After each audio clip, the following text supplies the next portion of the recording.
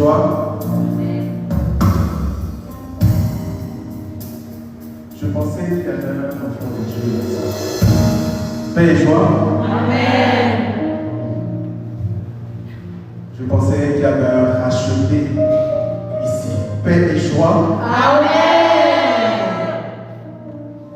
Ça commence à venir, mais c'est pas encore ça.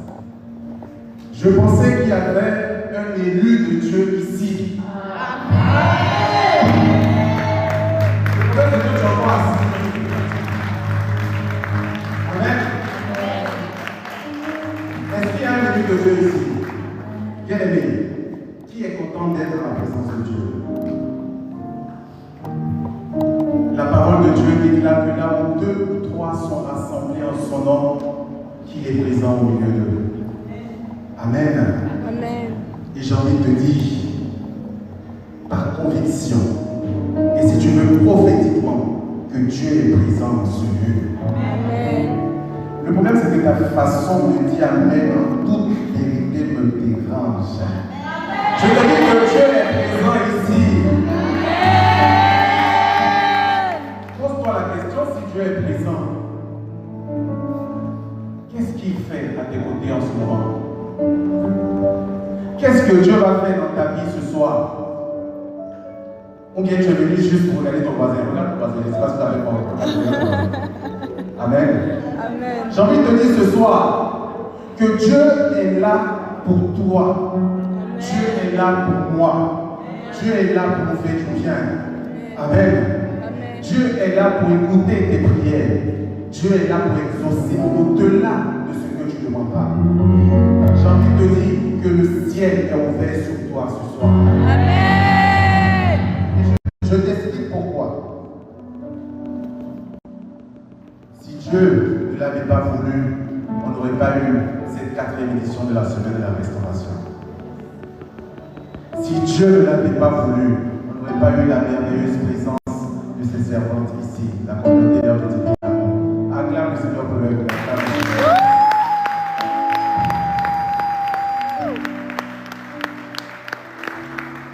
Le problème, c'est que Dieu n'organise pas ces moments pour que l'assemblée soit pleine jusqu'au dehors. Dieu l'organise pour toi. Si tu es le seul, Jésus serait encore allé jusqu'à la croix pour toi seul.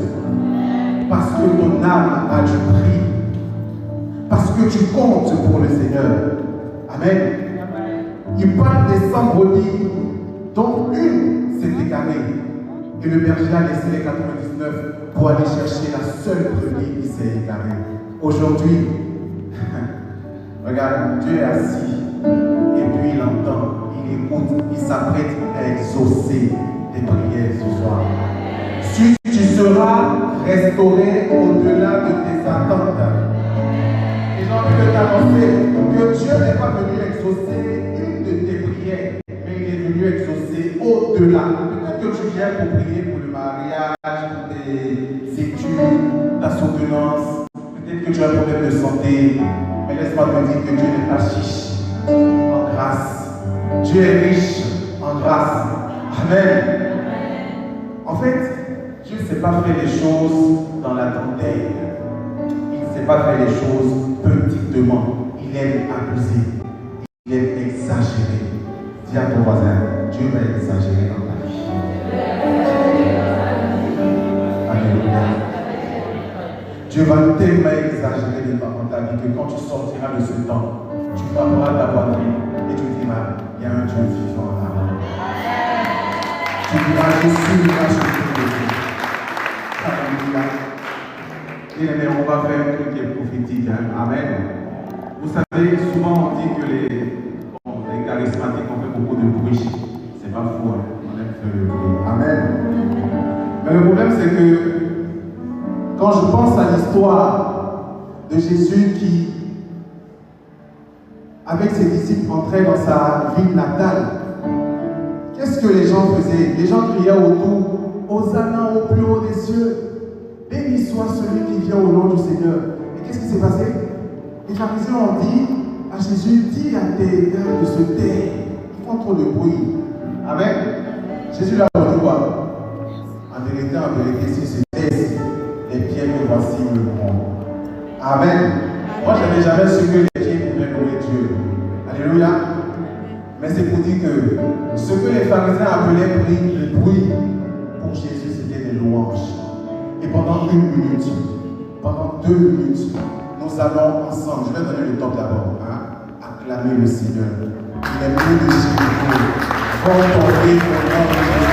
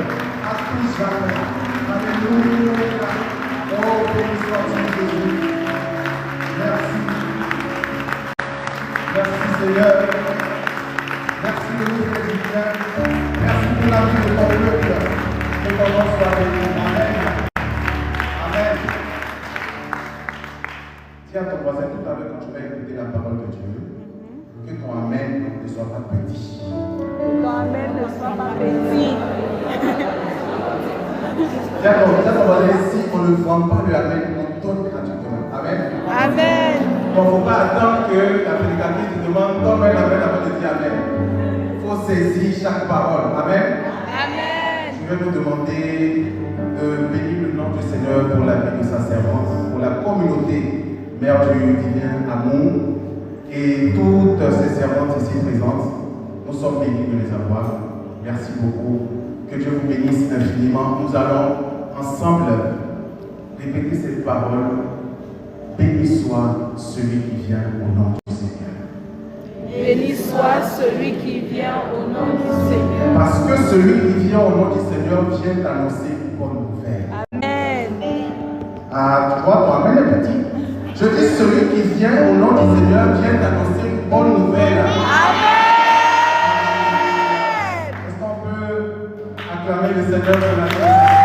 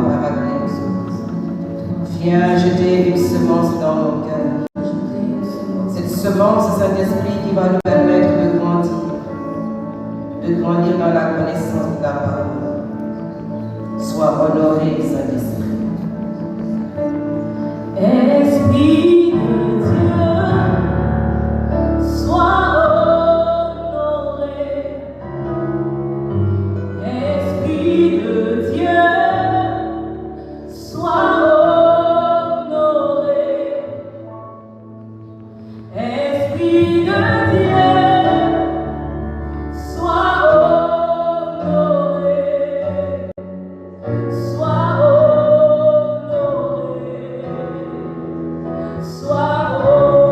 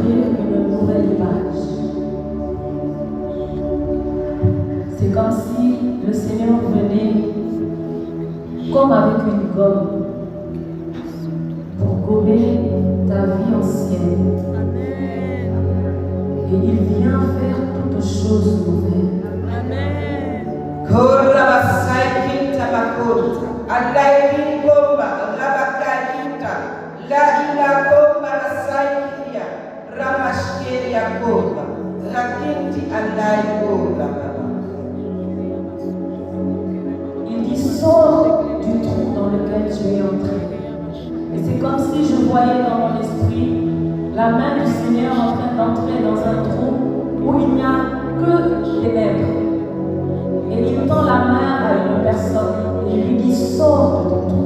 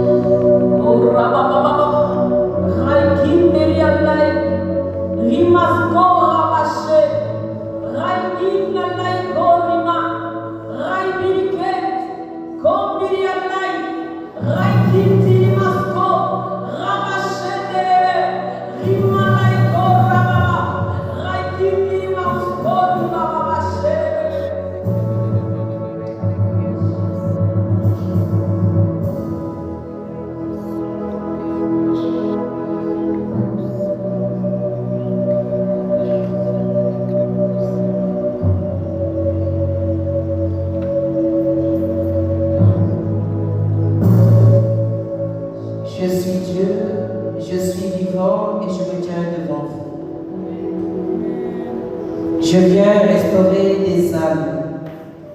Je viens restaurer des cœurs. Il dit, venez et puisez à ma source. Buvez à cette eau qui purifie, cette eau qui sanctifie, cette eau qui vivifie, cette eau qui vous abreuve. Il dit, cessez de boire à une eau trouble. Béni sois-tu, Seigneur. Gloire et louange à toi, Seigneur. Tu vas acclamer le Seigneur.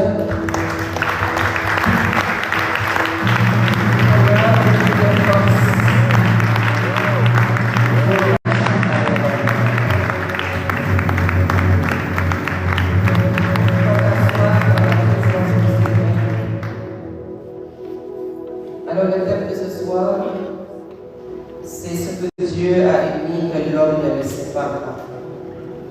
Et tout à l'heure, je disais à Berger Thierry, est-ce qu'il y a des mariés dans l'assemblée? Est-ce qu'il y a des mariés qui sont là? Vraiment, les personnes mariées ici. Qui est marié? Qui est avec son mari? Personne. Non, je me donne à qui je vais faire, c'est pas vrai. Amen.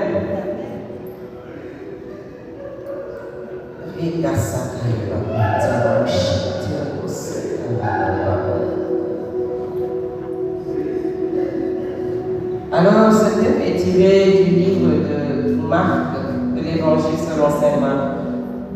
Nous allons lire à partir du premier verset. verset jusqu'au verset 9e. La parole déclare ceci. Partant de là, Jésus arrive dans le territoire de la Judée, au-delà du Jourdain. De nouveau, des foules s'assemblèrent près de lui, et de nouveau, comme d'habitude, il les enseignait. Des pharisiens l'abordèrent, et pour le mettre à l'épreuve, ils lui demandaient: est-il permis à un mari de renvoyer sa femme? Jésus leur répondit: que vous a prescrit Moïse? Ils lui dirent: Moïse a permis de renvoyer sa femme à condition d'établir un acte de répudiation. Jésus répliqua: c'est en raison de la dureté de vos cœurs qu'il a formulé pour vous cette règle. Mais au commencement de la création, Dieu les fit hommes et femmes. À cause de cela, l'homme quittera son père et sa mère. Il s'attachera à sa femme, et tous deux deviendront une seule chair. Ainsi, ils ne sont plus deux, mais une seule chair. Donc, ce que Dieu a uni, que l'homme ne le sépare pas. Acclamons la parole de Dieu.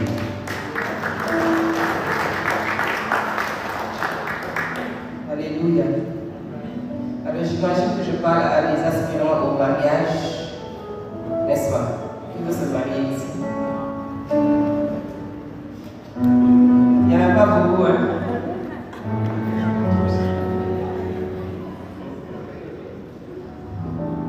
Amen. Alors, cette parole que nous venons d'entendre, comme je l'ai dit, est tirée du livre de Marc au chapitre 9e. Amen.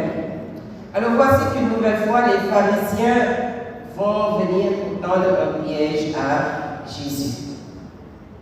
Leur question ne cherche pas à être une question qui va produire du fruit, ou une question qui peut en réalité aider ceux qui les entouraient à en tirer quelque chose, n'est-ce pas?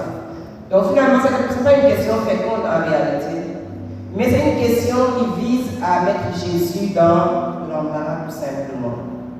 Ils lui disent: est-il permis à un mari de renvoyer sa femme? Et aucun d'ailleurs ne s'interroge pour savoir s'il est permis à une femme de renvoyer son mari aussi. Mais cela nous montre l'époque dans laquelle nous nous trouvons, une époque patriarcale où la femme n'est pas du tout considérée. Voilà, la Bible même dira, quand il s'agira de la multiplication des pains, que tout le monde a mangé sans compter les femmes et les enfants. Alors Jésus ne veut pas rester dans ce débat qui est un débat quasiment juridique. Alors il répond de manière beaucoup plus profonde, en appelant la parole créatrice du couple. Au commencement dans le livre de la Genèse, le texte sacré nous dit: Dieu les fit hommes et femmes. Et quand on dit Dieu les fit hommes et femmes, cela veut dire tout simplement qu'il n'y a pas de supériorité entre l'homme et la femme.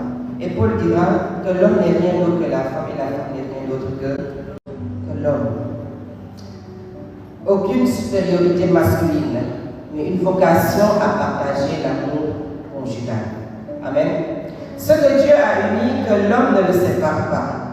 Bien-aimé, voici que le bonheur évangélique passe par l'inscription de l'amour dans la durée.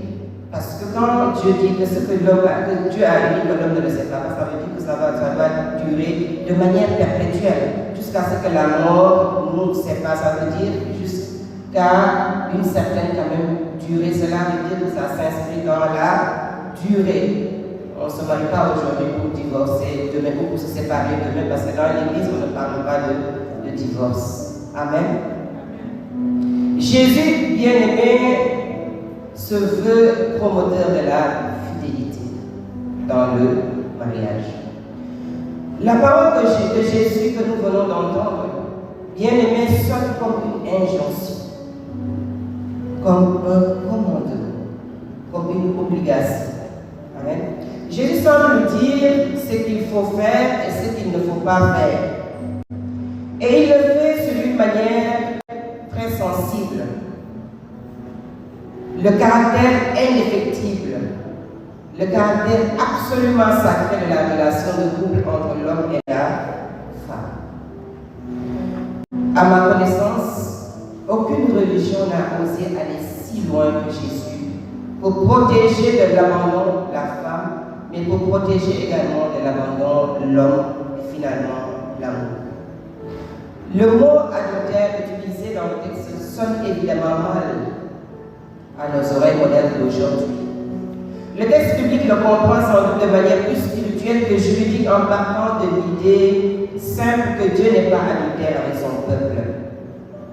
Quand nous regardons l'histoire biblique, l'histoire, l'économie du salut, Dieu n'a jamais été infidèle à l'égard de son peuple Israël.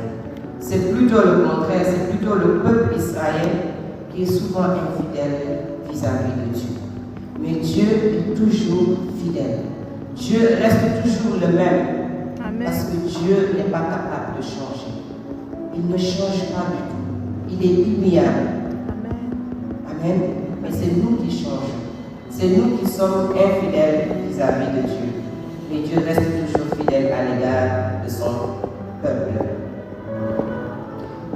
C'est peut-être là, dans cette fidélité à toute épreuve du Dieu d'Israël, que Jésus puise sa détestation de l'adultère. Il la nourrit aussi dans la contemplation de la relation extraordinaire qui unissait Joseph et Marie.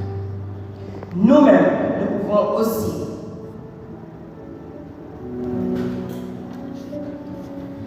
suivre l'exemple de Dieu ou l'exemple de Jésus. Ne pouvons-nous pas dire d'une certaine manière que Jésus n'a jamais été surpris en flagrant délit d'adultère par rapport à l'humanité, en particulier l'humanité blessée et fragile, qu'il ne cessera pas de chérir jusqu'à son dernier souffle. Cela veut dire aussi que même dans les difficultés que nous pouvons rencontrer dans le mariage, nous devons penser à ce que Jésus a fait, ou à la relation que Jésus entretient entre lui et l'humanité. Quels que soient les délits de l'humanité, quelle que soit l'infidélité de l'humanité, quelle que soit l'ignorance ou cette insensibilité de l'humanité envers Jésus, Jésus demeure toujours fidèle. Et nous aussi, dans le couple, quel que soit ce que nous devons avoir comme problème à confronter, quels que soient les problèmes auxquels nous sommes confrontés, nous devons toujours pouvoir se poser cette question: qu'aurait fait Jésus à ma place? Resterait-il fidèle? Oui, il resterait fidèle. Parce que nous, en tant qu'humains, nous péchons au quotidien, mais Jésus demeure toujours fidèle à notre égard. Son amour n'a jamais changé et il ne changera jamais. Donc il faut demander cette grâce à Jésus de pouvoir demeurer fidèle. Quelle que soit l'offense, quel que soit ce que le conjoint ou la conjointe peut faire, comme peut nous poser, peut nous faire comme tort. Amen. Alors si alors dans sa vie comme dans sa foi, la fidélité est la valeur première, n'est-il pas normal que Jésus veuille l'étendre à tout homme? Non pas sur le registre de la loi, sur lequel veulent l'entraîner les pharisiens, venus le mettre à l'épreuve, mais bien sur celui de l'imitation de Dieu. Dans sa réponse d'ailleurs, il indique ceci: au commencement, il n'en était pas ainsi. Ce que nous pouvons traduire par le projet de Dieu ne comporte jamais d'infidélité ni de répudiation. Dieu ne nous répudie jamais. Dieu ne nous renvoie jamais. Il nous appelle toujours. Parce que son amour est indéfectible. Son amour est incommensurable. Son amour ne subit aucune onde de variation. C'est notre amour qui subit une onde de variation en fonction de l'offense dont nous sommes victimes. Mais même quel que soit le péché que nous faisons, Dieu ne change jamais à notre endroit. Et il disait à Sainte Faustine quelque chose que j'aime beaucoup. Il dit à Sainte Faustine que c'est les plus grands pécheurs qui ont le plus droit à la miséricorde. C'est extraordinaire, ce Dieu que nous avons. plus nous sommes pécheurs, plus le Seigneur manifeste une plus grande fidélité, un plus grand amour et une plus grande miséricorde à notre endroit. Donc quel est ce Dieu qui est capable de faire cela? Et Dieu en réalité, il veut que nous marchions à sa suite parce qu'il nous a créés à son image et à sa ressemblance. Parce que nous sommes à l'image de Dieu, parce que nous sommes à la ressemblance de Dieu. Nous sommes capables de poser les actes que Dieu a posés à notre endroit. Parce que quand nous péchons, nous voulons que Dieu nous pardonne systématiquement. Alors quand les autres pêchent à notre rencontre, nous devons également poser cet acte de pardon-là, cet acte d'amour envers ces personnes, pour les libérer tout simplement. Parce que nous savons que le péché a une certaine emprise sur nous. Et quand le péché est là, nous avons besoin que quelqu'un nous relève. Et Paul dit, là où le péché a abondé, la grâce a surabondé. Alléluia.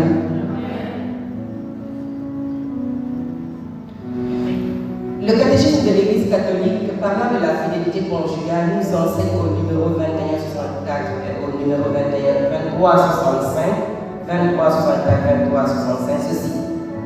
Il dit le couple conjugal forme une intime communauté de vie et d'amour fondée et dotée de ses lois propres par le Créateur. Il est établi sur l'alliance des conjoints, c'est-à-dire sur leur consentement personnel et irrévocable. Tous deux se donnent définitivement et totalement l'un à l'autre. Ils ne sont plus deux, mais forment désormais une seule chair. L'alliance contractée librement par les époux leur impose l'obligation de la maintenir une et indissoluble, confère le catéchisme de l'Église catholique 1056. Ce que Dieu a uni, l'homme ne doit pas le séparer.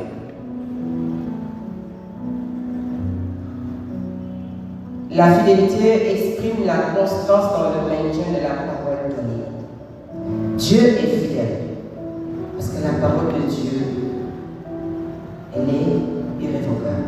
Elle ne change pas. Donc pourquoi nous aussi, notre parole devra changer à un moment donné? Quelqu'un disait que quand nous venons à l'idée que nous signons le registre sur le Père, nous signons sur le dos de Dieu. Donc vous qui n'êtes pas encore mariés, réfléchissez très bien. Faites le bon choix avec le Saint-Esprit pour ne pas avoir à regretter demain le choix que vous aurez à faire. Choisissez des personnes que vous aimez véritablement. Parce que quand vous aimez la personne, vous êtes susceptible de pouvoir supporter l'insupportable. Mais si c'est par intérêt, ou c'est parce que la personne est beau, est belle, ou parce que le monsieur est beau, ou bien parce que le monsieur a de l'argent, que vous choisissez de vous marier, vous allez mordre votre doigt là où personne ne sera. Parce qu'en réalité, vous allez comprendre que ce n'est pas cela qui fait le mariage, mais que le mariage est bâti sur la base de l'amour. Sans amour, il n'y a pas de mariage. Amen. Saint Jean Chrysostome suggère ceci aux jeunes mariés, de tenir ce discours à leur épouse. Les hommes qui sont là, écoutez bien ce que Saint Jean Chrysostome vous conseille. Il demande de vous dire à vos épouses demain, je t'ai prise dans mes bras et je t'aime. Et je te préfère à ma vie même. Amen.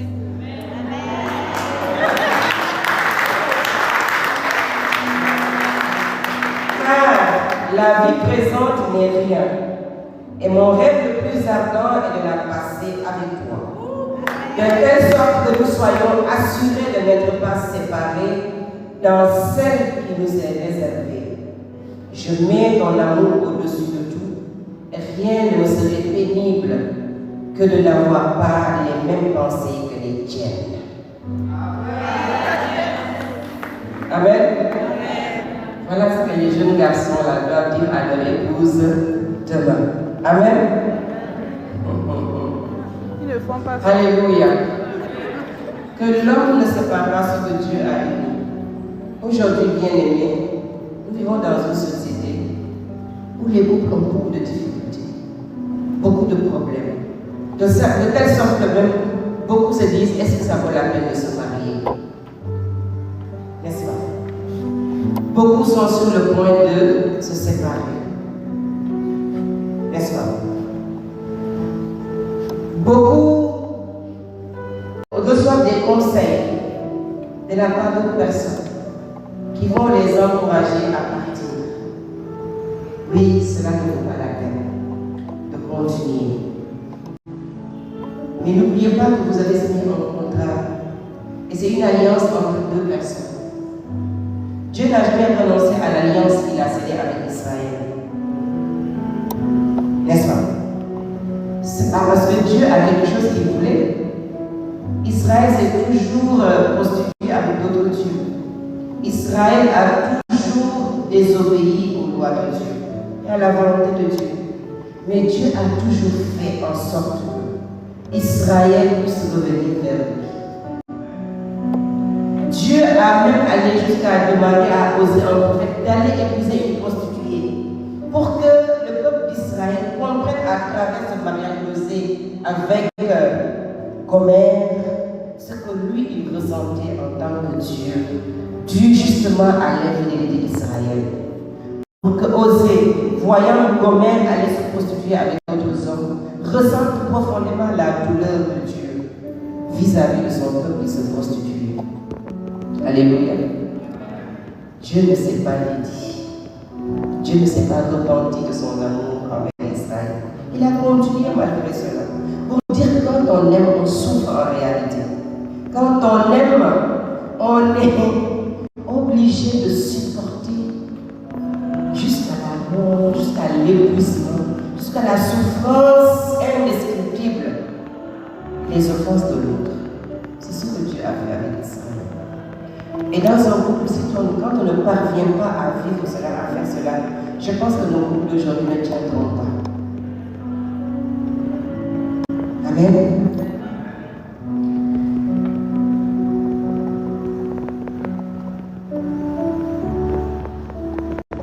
Je voudrais nous plonger dans une réalité profonde. Amen. Parce que Dieu a dit dans la Genèse qu'il n'est pas bon que l'homme soit seul. Il est bon qu'on lui fasse une aide qui lui soit assortie. Amen. Alors c'est dans ce cadre-là que Dieu va faire une aide à Adam.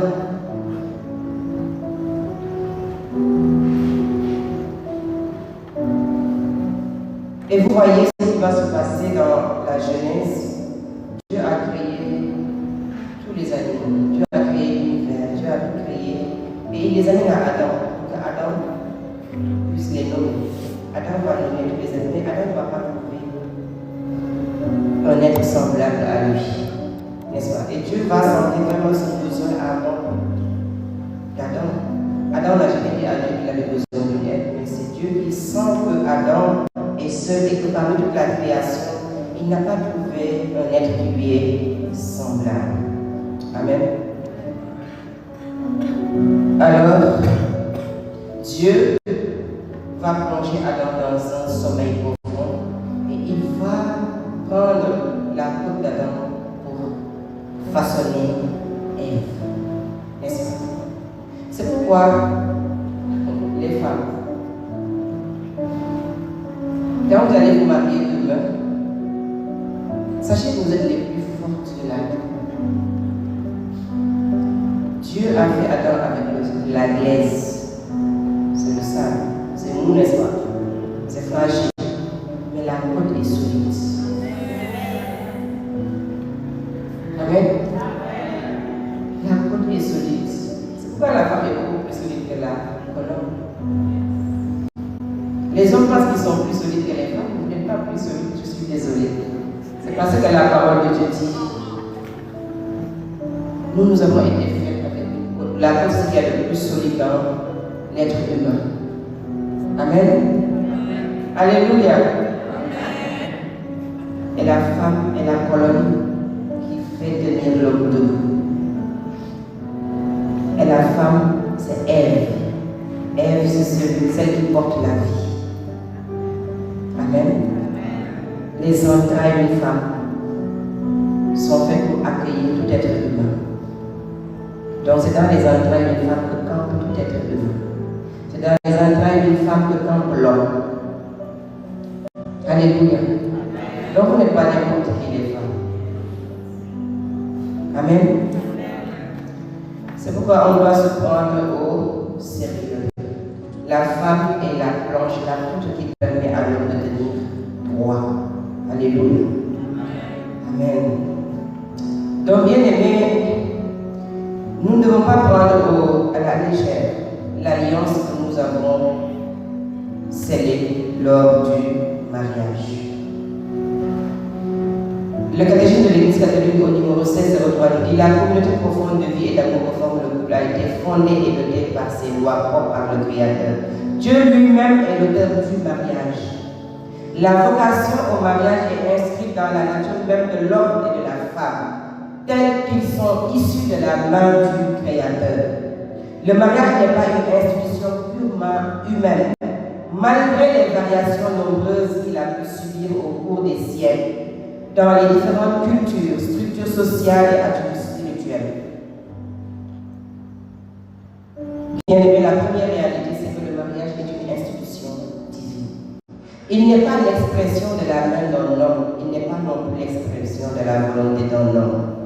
Le mariage est une œuvre de Dieu, car nulle part dans la parole il est écrit que Adam s'est tourné vers Dieu et que Adam ait dit à Dieu: Seigneur, je veux une compagne. Non. C'est Dieu dans sa préséance qui a constaté un vide, qui lui a dit, qui a lu dans le cœur d'Adam une aspiration, et Dieu a répondu à l'aspiration d'Adam en créant la femme. C'est Dieu qui a dit qu'il n'est pas bon que l'homme soit seul. Et celui qui a initié le mariage ne peut pas être en dehors du mariage. Vous qui vous préparez au mariage, qui aspirez au mariage, sachez que vous ne pouvez pas mettre Dieu en dehors du mariage. Le jour où vous allez vous marier et que vous oubliez Dieu, votre mariage deviendra du feu. Parce que celui qui a créé ce mariage, il doit être au cœur de ce mariage, quel que soit Alpha. Parce qu'aujourd'hui, quand notre voiture est défectueuse, quand il y a une panne de voiture, c'est Mercedes, c'est BMW, je ne sais pas, c'est Volvo, on ne va pas chercher des pièces. Si tu as une BMW, tu ne vas pas chercher des pièces de Mercedes. Tu vas aller chez BMW pour changer le système. Donc ça veut dire que tu ne peux pas faire en dehors de celui qui a créé la chose. On ne peut pas faire en dehors de celui qui a institué le mariage. Amen. Car il est le bien syndiqué pour nous permettre de sortir de nos problèmes à l'intérieur de ce mariage. Amen. En effet, c'est Dieu qui décide qu'Adam doit avoir une compagne. Il dit: je lui ferai une aide semblable à lui. Mais je me réjouis de ce que Dieu n'a pas pris la plante des pieds pour faire la femme. Il ne pas que l'homme fasse de la femme un marchepied. Dieu n'a pas pris également notre derrière pour faire la femme, pour ne pas que l'homme s'asseye sur la femme. Il a pris la côte pour que l'homme, que la femme soit le vis-à-vis de l'homme, son alter ego. Donc les hommes, vous n'êtes pas supérieurs à la femme. La femme est votre vis-à-vis. Parce que dans nos cultures d'aujourd'hui, dans nos sociétés traditionnelles, on dit que l'homme est supérieur à la femme. Mais ce n'est pas ce que dit la parole de Dieu. Et on est heureux en tant qu'homme de dire que I'm my goal. Et ça casse beaucoup le mariage. Parce qu'on pense qu'on est supérieur à la femme et on a tous les droits de faire ce qu'on veut et de se comporter comme on veut. On sort quand on veut, on revient quand on veut. Sans avoir de compte à rendre à qui que ce soit. Ce n'est pas cela. De la même manière que la femme te demande de sortir, toi tu dois demander la permission à la femme de pouvoir sortir. C'est le respect mutuel. C'est le respect mutuel. Parce que n'oubliez pas que dans le mariage, on adore le Seigneur. Dans le mariage, on cherche à se sanctifier mutuellement. Dans le mariage, mariage, on cherche à servir Dieu. Et dans le mariage, c'est comme si chacun d'entre les conjoints est envoyé en mission dans la vie de l'autre. Donc n'oublions pas cela. Ce que Dieu a uni, que l'homme ne le sépare pas. Que ce soit des personnes étrangères, que ce soit des personnes qui sont au sein du couple. Parce que nous-mêmes, on peut être l'auteur de la nation de notre propre ménage, en fonction de notre comportement, en fonction de notre attitude. On ne pense qu'à soi-même. Et l'égoïsme, dans les mariages, fait ravage. On ne pense qu'à soi-même. On ne pense qu'à ses propres désirs. On ne pense qu'à satisfaire ses propres volontés. Et cela n'est pas le mariage chrétien. On ne se marie pas pour être heureux, on se marie pour rendre l'autre heureux, nous dit l'Église. Et quand on se marie pour rendre l'autre heureux, nous serons tous les deux heureux parce que tout simplement, chacun va travailler à ce que l'autre soit heureux. Mais tu ne vas pas tout simplement chercher à ce que l'autre te rende heureuse tout simplement. C'est l'égoïsme. Amen. Ce que Dieu a uni, que l'homme ne le sépare pas. Souvent aussi, nous avons de mauvaises fréquentations. C'est les amis avec lesquels nous partons au quotidien et nous laissons l'autre à la maison. Amen.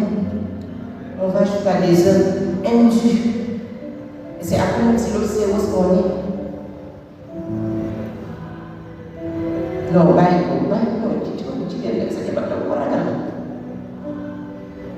tu as peur de ta femme. C'est pas ça. Tu as peur de ta femme. C'est pourquoi tu fais n'importe quoi. Et vous oubliez que la femme a un sixième sens.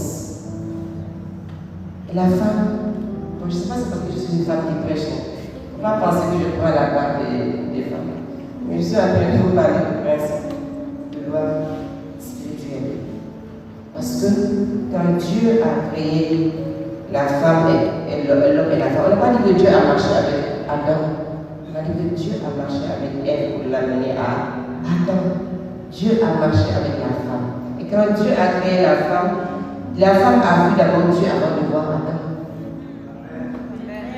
C'est pourquoi la femme est spirituelle. Alléluia. La femme est spirituelle.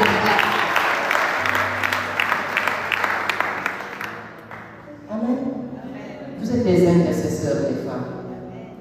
La vie, du ménage ne se dépend aussi souvent de nous. Parce que nous devons porter en prière.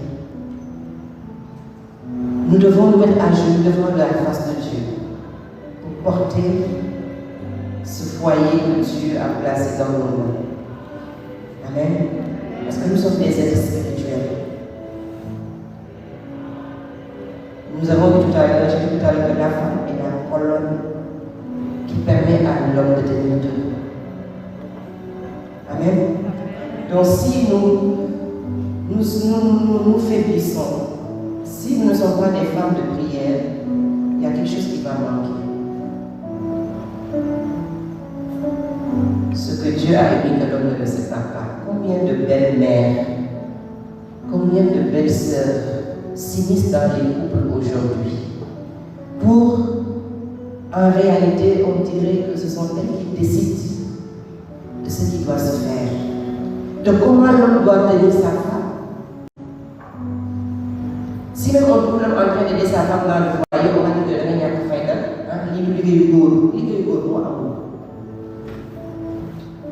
C'est un partage des tâches. Quand ta femme est fatiguée, mais il faut l'aider. Hein? Quand ta femme est fatiguée, il faut l'aider. Et la Bible on dit, ça veut dire que ce que quelqu'un peut faire, hein? À deux, c'est encore meilleur. Et la Bible dit, deux valent mieux qu'un. Deux valent mieux qu'un.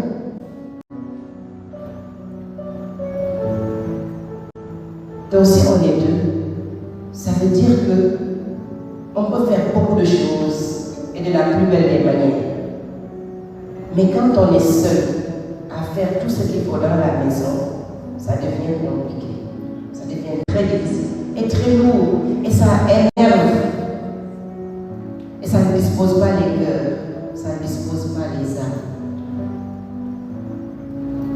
La Bible dit aux hommes, via l'apôtre Paul, hommes, aimez vos femmes comme votre propre corps. Et comme le Christ a aimé l'Église, jusqu'à se donner pour elle. Mais parfois, les hommes exigent beaucoup de choses des femmes. Mais est-ce que vous aimez vos femmes comme votre propre corps? Est-ce que vous les habillez? Est-ce que vous les couponnez? Est-ce que vous leur faites des cadeaux? Et souvent, je pense qu'on comprend mal la psychologie de la femme.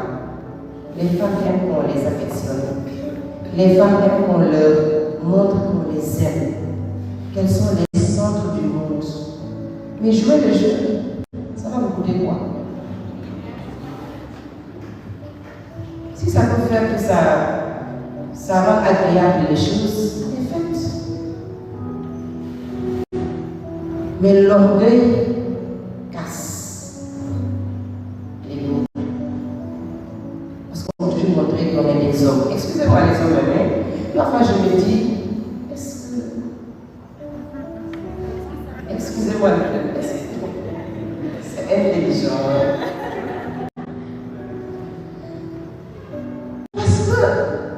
C'est des femmes qui vous ont mis au monde. Elles vous ont porté pendant 9 mois. Elles vous ont allaité avec leur sein. Elles vous ont donné à manger le biberon. Et vous grandissez maintenant, vous pensez que vous êtes plus. Je ne sais pas, moi, j'ai réfléchi humainement comme ça. Ou bien, les hommes, vous méditez sur ça. Je suis née d'une femme.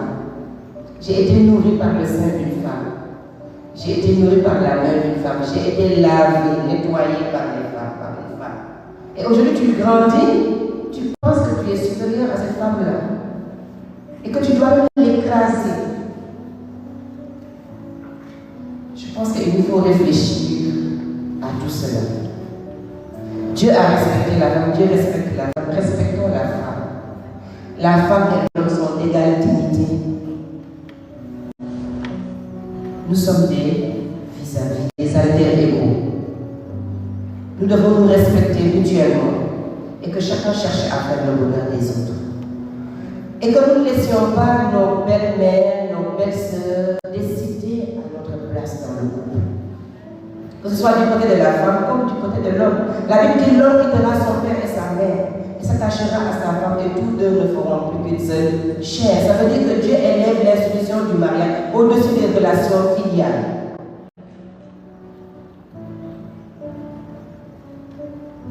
La relation conjugale est au-dessus de la relation parentale.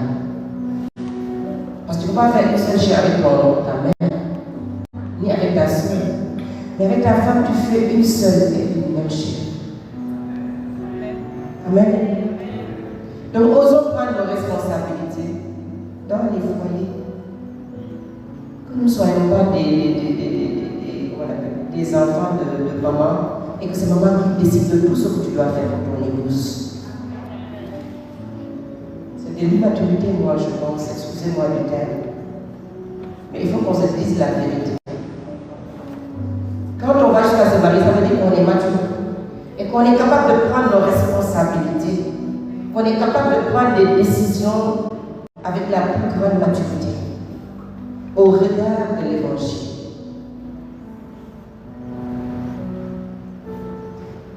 Quand vous aimez vos maris, quand vous aimez vos femmes et que vous les traitiez comme vous devez les traiter, la femme se soumet naturellement. La femme se soumet naturellement. Mais ne pas venir dire que oui, je suis l'homme, c'est moi qui porte le pantalon. Vous exigez beaucoup et vous n'aimez pas qu'on exige de vous. La femme n'est pas une esclave. La femme n'est pas un marchier. Ça ne vous arrange pas ça que je dis. Ils ne disent pas amen. Bon, prochaine fois, il faut inviter un autre homme de me dire. Ça, on l'a fait aussi. Mais les femmes sont fatiguées dans les foyers, dans les ménages. Il faut les aider à souffler un peu. Enfanter, s'occuper de la Dieu que ça doit se faire. Amen. Mais tu viens, tu jettes des chaussettes dans le salon, tu jettes des chaussures dans le salon, tu jettes des culottes, je sais pas moi. Parce qu'il y a une boniche qui doit le faire. Non. Respecte-toi un peu. Parce que surtout tes affaires, ça ne doit pas traîner sur terre. Amen. Par terre du moins. Ça en dit long aussi de ta personnalité. Amen. La Bible dit ce que tu ne voudrais pas qu'on te fasse, ne le fais pas à quelqu'un. Si c'est toi qui devais par exemple jouer ce rôle que la société a mis à la place, c'est la société, c'est pas Dieu qui a dit que la femme doit faire la cuisine. La nature a fait que la femme enfante. Mais c'est à deux qu'on est responsable, on est co-responsable du foyer et de tout ce qui suit. Donc ne laissons pas notre orgueil empoisonner la qualité de notre vie conjugale.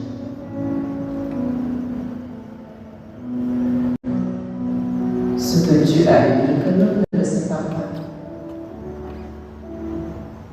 Veillons à garder ce lien-là. Que Dieu vous bénisse. Amen.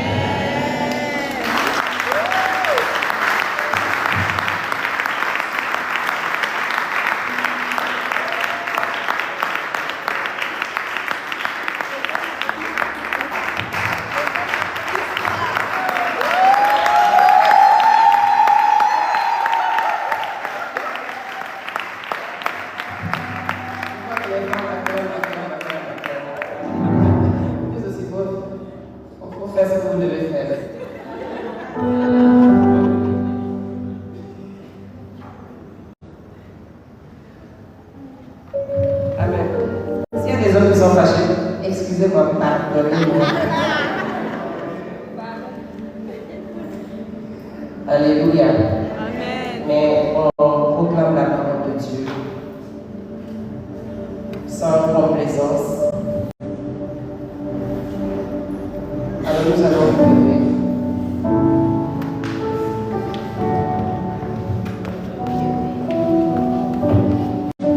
Nous allons adorer le Seigneur,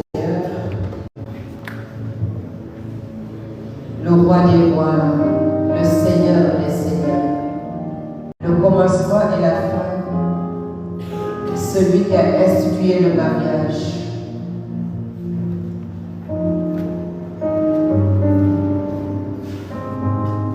Seigneur, nous voulons te célébrer. Nous voulons proclamer ta grandeur, ta sainteté, toi qui es assis sur ton trône élevé. Reçois notre adoration, Seigneur. Reçois notre louange, Seigneur. Reçois notre action de grâce, Seigneur.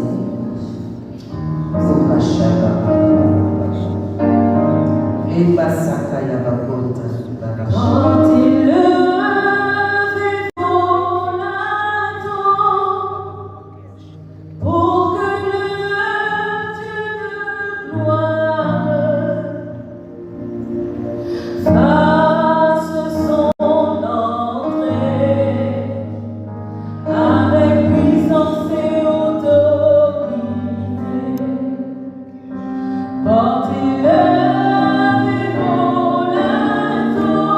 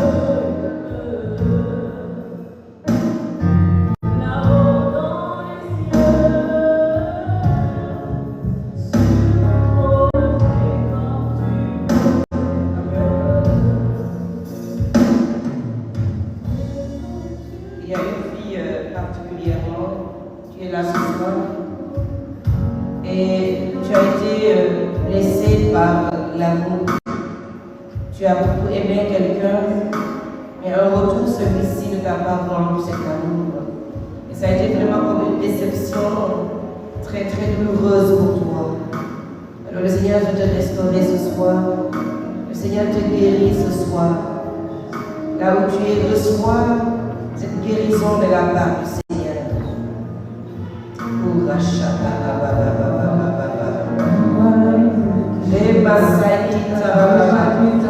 Et je vois vraiment comme ton cœur, comme qui a été transpercé par une flèche qui traverse vraiment ce cœur, qui saigne encore. Merci Seigneur de restaurer totalement ce cœur qui a beaucoup aimé, mais qui n'a pas, dont l'appareil ne lui a pas été rendu. Seigneur, merci de restaurer la vie et de lui donner la grâce de retrouver la personne que tu as choisie pour elle. Gloire à toi, Seigneur.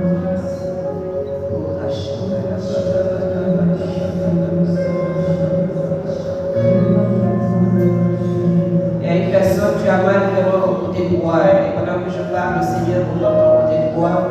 Donc tu avais une douleur au niveau de ce côté droit-là, et le Seigneur vient ce soir pour te guérir, te restaurer complètement de ce mal.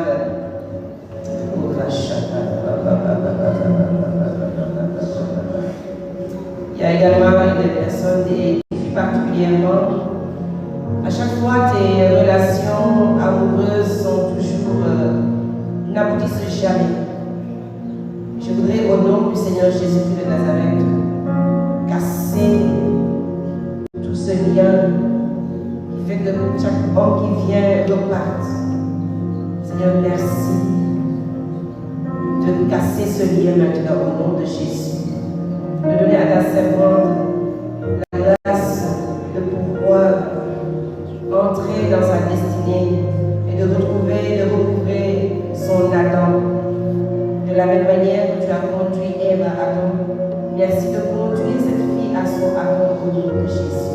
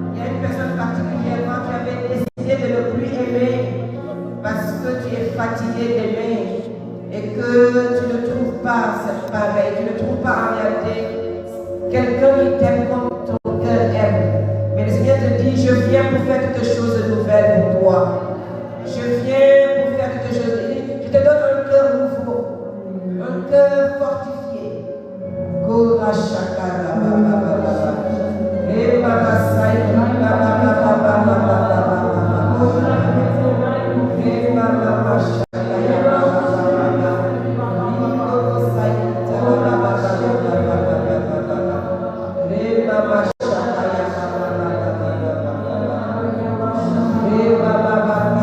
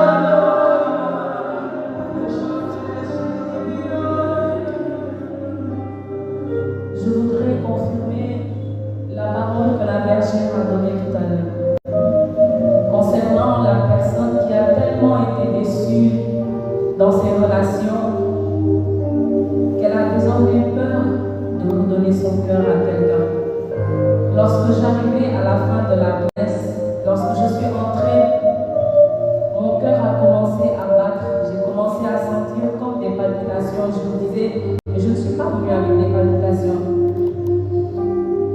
Et ça a augmenté. Et quand je me suis assise, j'ai demandé au Seigneur d'où viennent ces palpitations-là. Et le Seigneur, c'est comme s'il me montrait une grande peur que certaines ont dans le cœur et qui fait que vous n'avez plus confiance. Et le Seigneur veut restaurer, il veut effacer, comme effacer ta mémoire, te redonner goût à l'amour, te donner de voir l'amour non pas avec les yeux avec lesquels tu les avais vus au départ. Et le Seigneur veut te montrer l'amour avec ses propres yeux. Alléluia. Et le Seigneur disait aussi tout à l'heure, c'est comme si il y a une personne, j'ai entendu dans mon esprit le Seigneur dire, je veux guérir des corps. Je me suis dit, Seigneur, des corps, des cœurs. Le Seigneur a repris, je viens guérir des corps.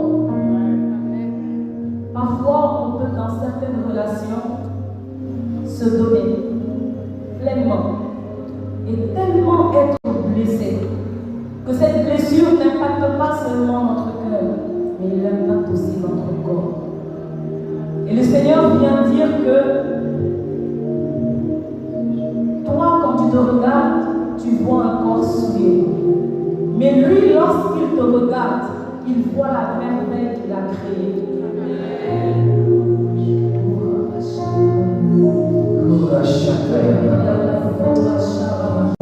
C'est comme si je voyais une jeune fille qui, lorsqu'elle est au milieu des gens, ici dans l'assemblée, elle a l'air très heureuse.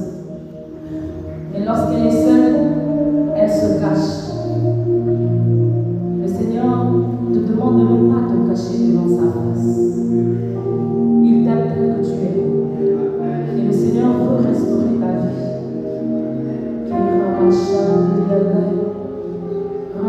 Il y a une personne particulièrement, c'est comme si tu avais vécu un choc. Lors d'un accident, tu n'as pas eu une déformation physique. Cet accident a causé un choc émotionnel. Et depuis lors, tu as comme peur à chaque fois. Le Seigneur veut te restaurer. Le Seigneur veut te guérir de ce choc émotionnel. Seigneur, merci de rejoindre ton enfant là où il est. Restaure-le. Restaure-le, Seigneur.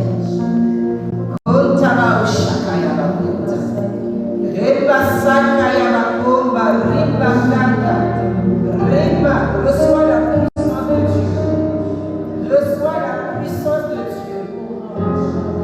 La puissance de Dieu te saisit là où tu es.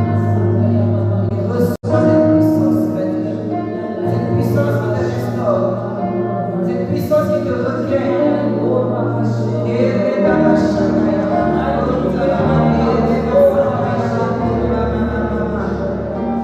Il y a beaucoup de cœurs qui sont en train d'être restaurés.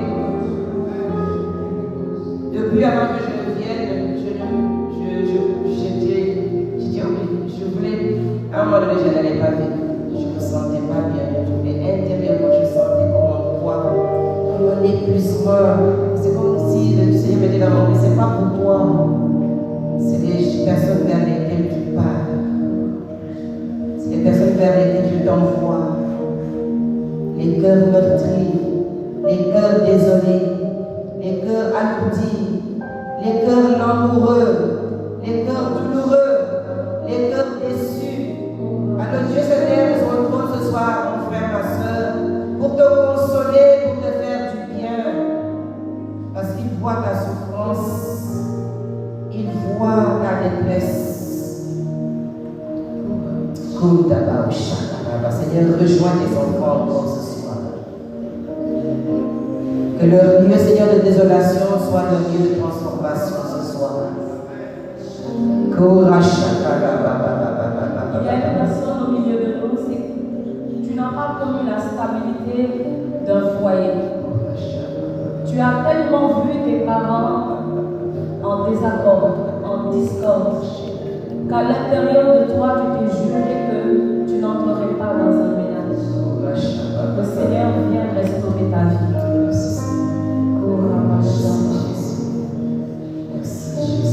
Il amènera de ma vie.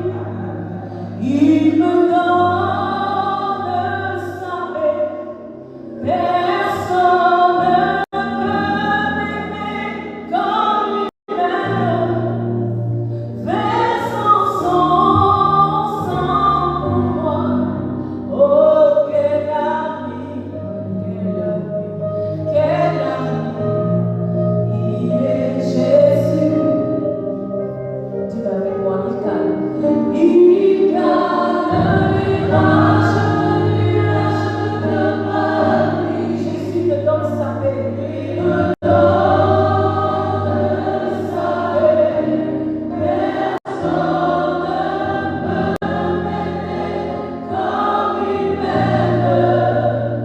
Versant son sang pour moi. Oh, quel ami. Dis qu'il est ton ami. Quel ami. Il est Jésus. Oh, quel ami. Oh, quel ami. Quel ami. Il est Jésus. Il est Jésus. Oh, quel ami. Oh, quel ami. C'est dans la présence de Jésus, la consolation. Jésus, il calme.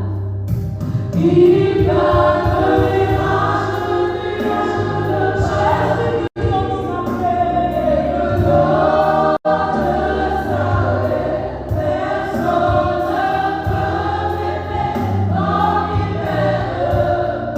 Versant son sang pour moi. Oh, quel ami, quel ami, quel ami, il est Jésus. Oh, quel ami, il est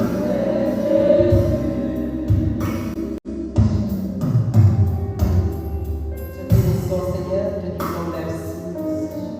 Merci pour ce temps, oh Dieu. Merci pour les blessures que tu as guéries. Merci pour les cœurs que tu as touchés et transformés. Merci pour le cœur nouveau que tu donnes. Merci pour la guérison que tu donnes, Seigneur. Pendant que je parle, il y a une personne, c'est comme si tu as souvent mal au niveau de tes tempes à la tête. Et le Seigneur vient te restaurer, le Seigneur vient te guérir. Il y a une autre personne, c'est comme si tu as un mal de poitrine que tu n'expliques pas. Tu as essayé de te faire traiter par les médecins, mais malgré tous les médicaments que tu as pris, tu sens encore cette douleur. Le Seigneur vient te prouver ce soir qu'il est le Dieu qui guérit et qu'il est le combattant par excellence.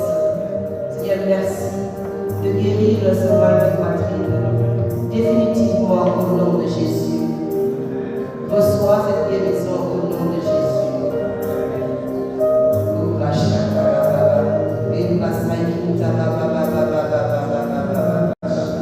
Il y a une personne qui a des douleurs au niveau de lombaire. Pendant que je parle, je vois comme le feu du Saint-Esprit qui te touche au niveau de tes lombaires, qui est en train de guérir cette douleur. Je pense que tu peux le sentir comme une chaleur au niveau de tes lombaires.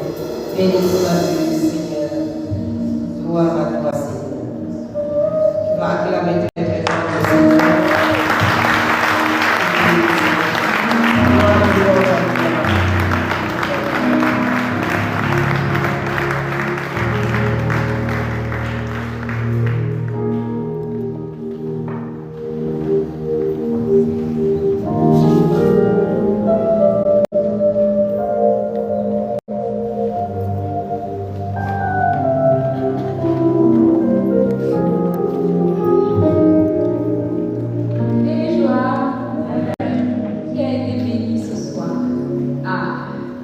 qui a été béni. C'est comme si ça n'a pas été.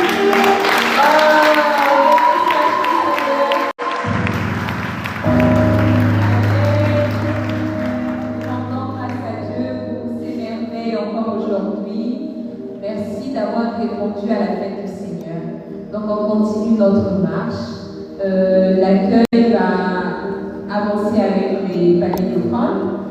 Et en même temps, on va annoncer le programme de demain. Demain, nous nous retrouvons à l'école Anne-Marie Jaoué, dans la salle du groupe scolaire, à partir de 10h30. De 10h30 à 15h. Demain, ça sera la guérison. S'il vous plaît, venez accompagner, venez avec tous ceux qui sont malades, appelez vos voisins. En tout cas, si vous êtes malade, venez, même si vous ne l'êtes pas. Le Seigneur a encore quelque chose à faire dans nos vies demain. Donc demain, à partir de 10h30 à l'école Anne-Marie Jaoué. Le samedi, donc demain et dimanche, ça sera à partir de 10h30 à 15h à l'école Anne-Marie Jaoué. Et le lundi et mardi, ça sera toujours à l'école Anne-Marie Jaoué, mais à partir de 17h. Donc on retient demain et dimanche, 10h30 à 15h. Amen.